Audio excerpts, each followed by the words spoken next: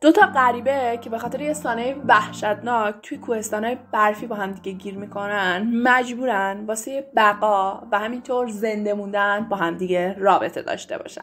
سلام، خیلی خوش اومدین به کانال خودتون. ما برگشتیم با یه خلاصه فیلم آمریکایی باحال دیگه.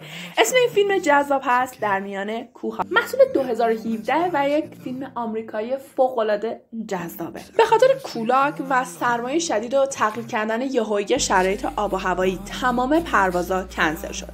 بن یه مرد جراحه که باید برای عمل خیلی مهم و اورژانسی هر طوری شده بره به نیویورک. از طرفی هم الکس باید به دیدن نامزدش بره. چرا؟ چون فردا عروسیشه و مگه میشه عروسی بدون حضور عروس؟ هر دو نفر اینا هر طوری شده حتی با بد بودن شرایط جوی باید خودشون رو به دنور برسونن تا از اونجا هم بتونن برن به نیویورک. الکس خیلی اتفاقی حرفای بن با مسئول پرواز رو میشنوه و متوجه میشه که اونم شرایط بحرانی مثل خودش گیر کرده. واسه همین یه پیشنهاد جالب به بن میده که اینا بیان یه هواپیمای کوچولو رو بگیرن و خودشون دو نفری با یک فقط خلبان پرواز کنن. در نهایت هم این کارو میکنن، یه هزینه زیادی پرداخت میکنن تا هر طور شده خودشون رو به نیویورک برسونن. خلبان این هواپیمای کوچولو زیاد آدم مطمئنی به نظر نمیاد، اما این دو نفر چون مجبورن قبول میکنن که با اون و سگش پرواز کنن. در حین پرواز متوجه میشیم که الکس یک روزنامه‌نگار و عکاسه و برای کار اومده بوده به این کشور و خب الانم مجبوره برگرده به نیویورک واسه عروسیش. متاسفانه والتر که خلبان ماه در حین پرواز دچار سکته میشه و همونجا دار فانی رو ودا میکنه و کنترل هواپیما از دستش خارج میشه و متاسفانه هواپیما وسط کوهستان برفی سقوط میکنه، اونم جایی که هیچ موجود زنده‌ای وجود نداره. وقتی که بن بیدار میشه متوجه میشه که والتر مرده و الکس هم به شدت آسیب دیده پاش و زخمی شده. واسه همین والتر رو دفن میکنه و فردا صبحش تازه میفهمه که وسط ناکجا آباد گیر کرده و درست وسط کوه ها. هیچ کس ازشون خبر نداره، حتی اونها فراموش کردن که به افراد خانواده‌شون حتی اطرافیانشون بگن که سوار هواپیما شدن، به خاطر اینکه یه جوری می‌خواستن اونا رو سورپرایز کنن. پس هیچ کس رسما نمیدونه که این دو نفر کجان. الکس چند روزی طول میکشه تا کاملا به هوش بیاد و توی این مدت بن ازش مراقبت میکنه، آتیش روشن میکنه و سعی میکنه مواد خوراکی که دارن و هر طوری شده تقسیم کنه تا بتونن دووم بیارن و زنده بمونن. الکس وقتی که به هوش میاد شوکه میشه و یادش نمیاد که دقیقاً چه اتفاقی براش افتاده و شرایطو بن بهش کامل توضیح میده و اینکه والتر مرده و توی ارتفاع گیر کردن و نزدیک به 36 ساعته که الان ناپدید شدن. با این حال هیچکس نمیاد سراغشون و آب و غذای خیلی کمی هم برای استفاده دارن. پس تلاش میکنن با منور هر چیزی که دارن، هر آدمی که رد میشه، هر هواپیمایی که عبور میکنن رو خبر کنن تا شاید بتونن نجات پیدا کنن. بن مجبوره حتی تو شخصی ترین کارهای الکس هم بهش کمک کنه، از دستشویی رفتن یا هر چیزی که چون بد جوری پاش آسیبی. در نهایت الکس از این وضعیت خسته میشه و از بن میخواد که پاشه بره به بالای قله، شاید اونجا مثلا گوشی آنتن بده یا اتفاقی بیفته چیزی بتونه پیدا کنه و حتی بتونه موقعیتشون رو یه جوری درک کنن، شاید بتونن یه راه نجاتی پیدا کنن. با این حال بن با سختی میره برمیگره ولی هیچ چیزی عایدش نمیشه. در همون حینم ببر کوهی به الکس و سگی که پیششونه حمله میکنه که اونم با استفاده از منور که میزنه توی چشم این ببر رو میکشه و حالا خب حداقل میشه گفت برای چند وقت غذا برای خوردن داره.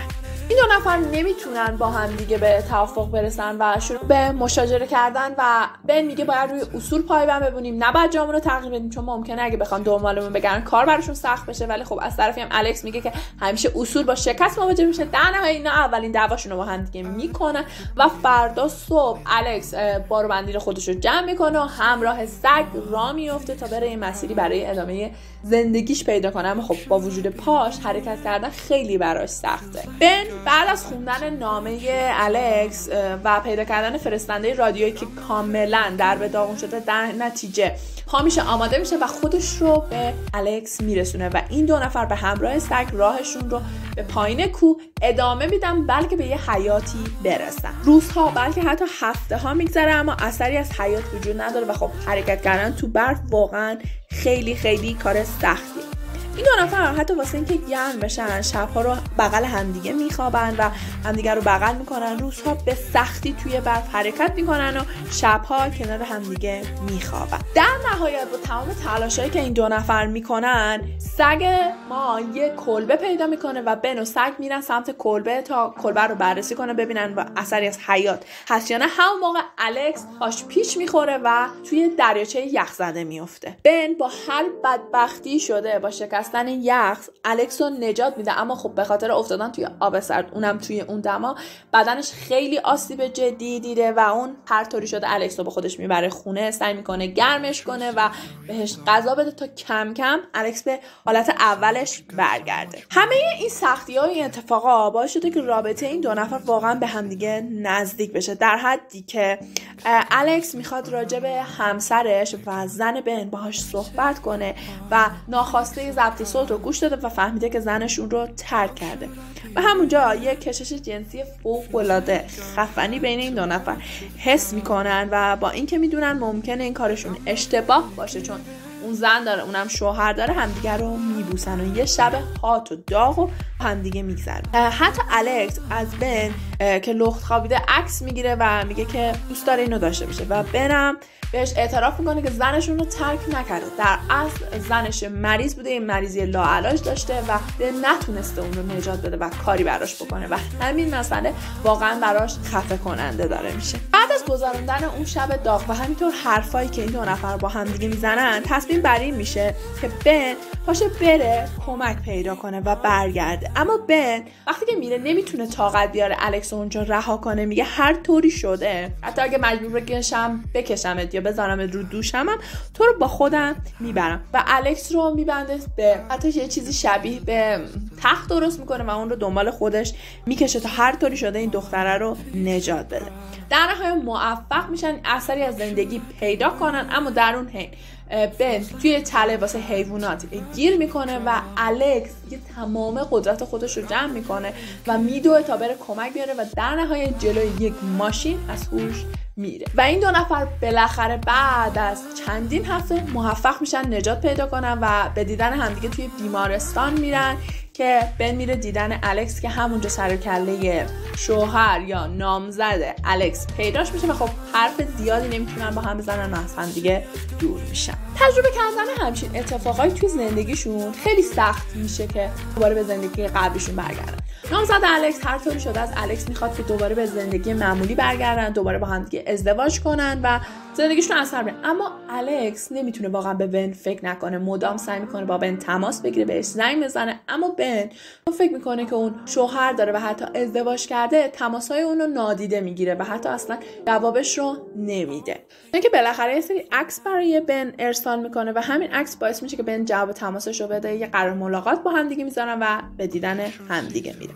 اونجا هر دو نفرشون با هم دیگه حرف میزنن، گپ میزنن، راجع به زندگیشون میگن. بن حتی سگ رو نگه داشته و براش یه اسم گذاشت، اسمش همون سگ داگ گفته و از الکس راجع به ازدواجش میپرسه که الکس میگه همه چیز رو کنسل کردم و نتونستم و گفت چرا بهش نگفته که الکس گفته خب تمام سایی من اصلا جواب نمیدادی که بفهمی چه اتفاقی برای من افتاده که ازدواج کردم یا نکردم.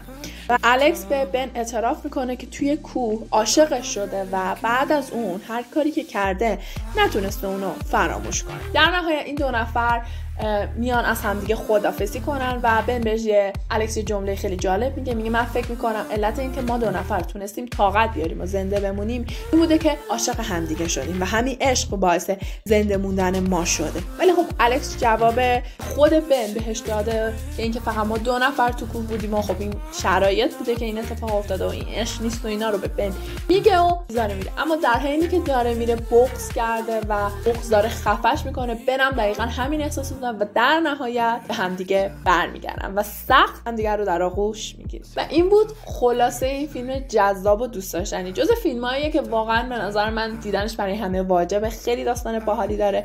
مرسی که تا آخر این ویدیو همراه ما بودید. چنلمون رو سابسکرایب کنید، زنگولمون رو بزنید و ویدیو رو هم لایک کنید، نظرات هم بهم بگید. آخر انتهای این ویدیو هم بهتون دو سه تا دیگه خلاصه فیلم معرفی کردم، فکر کنم اونا رو هم ببینید، خوشتون میاد. ویدیو بعدی میبینمتون. دلم بای.